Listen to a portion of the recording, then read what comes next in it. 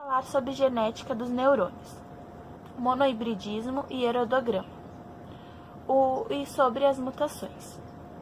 O monohibridismo é o tipo de herança referente ao cruzamento de indivíduos em que se analisam as formas variantes de apenas uma característica determinada por um par de alelos.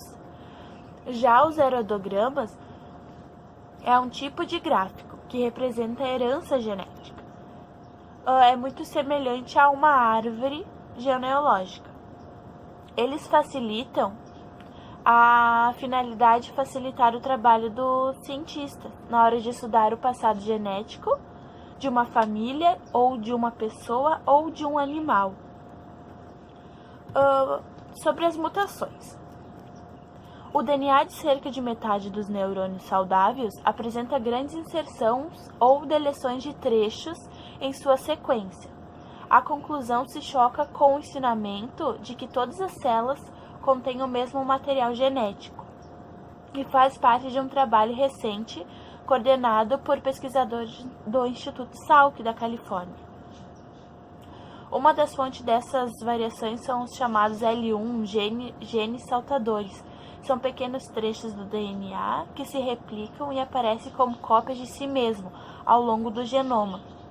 Essas características dos genes saltadores já eram conhecidas. A novidade é que, além de promover inserções, os L1 podem provocar o apagamento do segmento do genoma. O estudo revela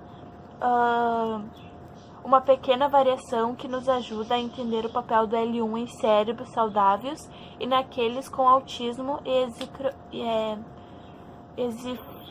esquizofrênia, que sofrem sobre isso.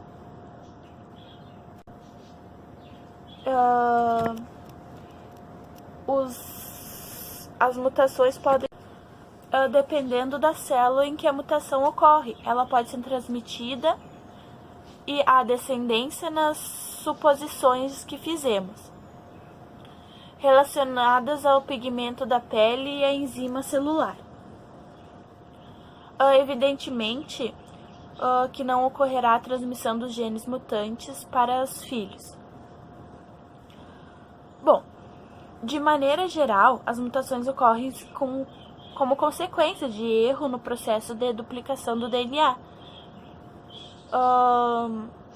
Vamos falar alguns exemplos que podem ocorrer as mutações, como substâncias existentes no fumo, muitos raios X, a luz ultravioleta quando a gente se expõe demais, o gás mostarda, o ácido nitroso e algumas corantes existentes nos alimentos.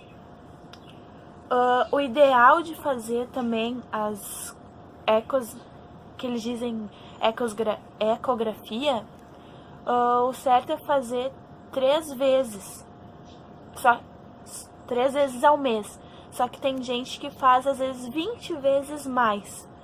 Por isso que isso pode prejudicar tanto nossos filhos como os descendentes deles. Fumo, se expor muito ao sol, pode ser decorrência disso. Se expor ao muito sol, tipo ficar sem proteção, sem protetor solar, podem causar algumas mutações que podem passar para nossos filhos. Os neurotransmissores são pequenas moléculas responsáveis pela comunicação das células no sistema nervoso. Na sua maioria, são provenientes de precursores de proteínas e são normalmente encontrados nos terminais sinápticos dos neurônios. São divididos em 4 classes, são elas: acetilcolina ACH.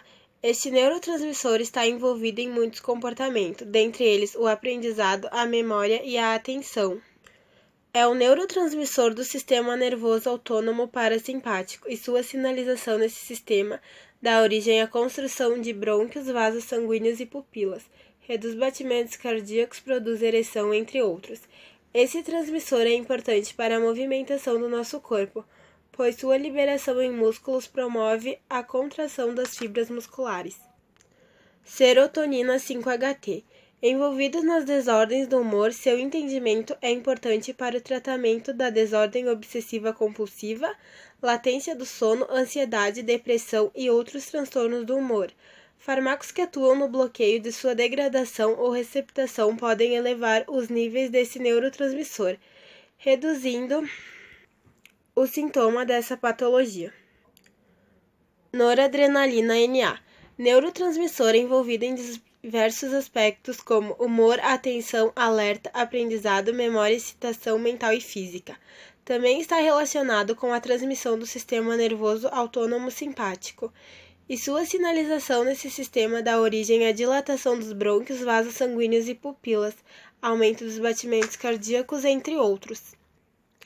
Dopamina, DA, responsável por controlar o nível de estimulação no sistema motor. Sua diminuição leva a tremores e até impossibilidade de locomoção voluntária. Na doença de Parkinson, a morte de neurônios que liberam dopamina na via nigroestriatal. Essa é importante para o controle do movimento refinado. Sua destruição pode levar a tremores, até mesmo a incapacidade de se mover de forma voluntária. Esse transmissor também é responsável pelo estímulo prazeroso. A ingestão de alimentos, prática de sexo e algumas drogas de abusos são estimulantes da liberação de dopamina em regiões como o núcleo accumbens e córtex pré-frontal. Transmissão do impulso nervoso. A transmissão do impulso nervoso é um fenômeno eletroquímico que ocorre nas células nervosas e faz o sistema nervoso funcionar. É o resultado das mudanças das cargas elétricas na membrana dos neurônios, células especializadas no processamento de informações. O impulso nervoso é um fenômeno eletroquímico, portanto, envolve aspectos químicos e elétricos. O aspecto elétrico é a propagação de um sinal dentro de um neurônio. Geralmente se inicia no corpo celular e é transmitido na direção dos açônios. O fenômeno químico consiste nas sinapses, que são a transmissão do impulso de uma célula a outra, através de substâncias chamadas neurotransmissores. Potencial de ação. Quando os neurônios estão em repouso, sua membrana está negativamente carregada em relação à sua parte externa. Existe uma diferença de potencial elétrico, cerca de 70 mV, chamada de potencial de repouso. Acontece a inversão das cargas elétricas no interior da membrana de forma rápida e brusca, que se torna positiva em relação à sua superfície externa.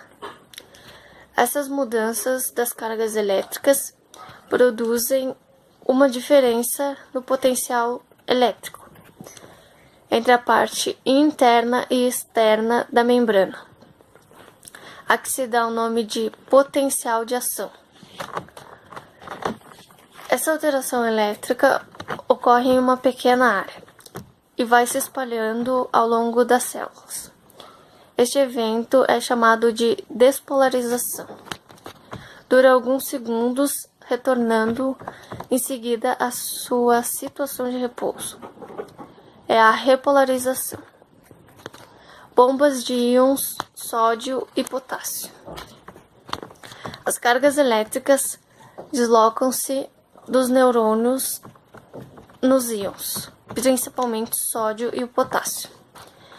Esses íons atravessam a membrana do neurônio através de canais proteicos e bombas de íons que estão encaixadas na bicamada fosfolípida da membrana.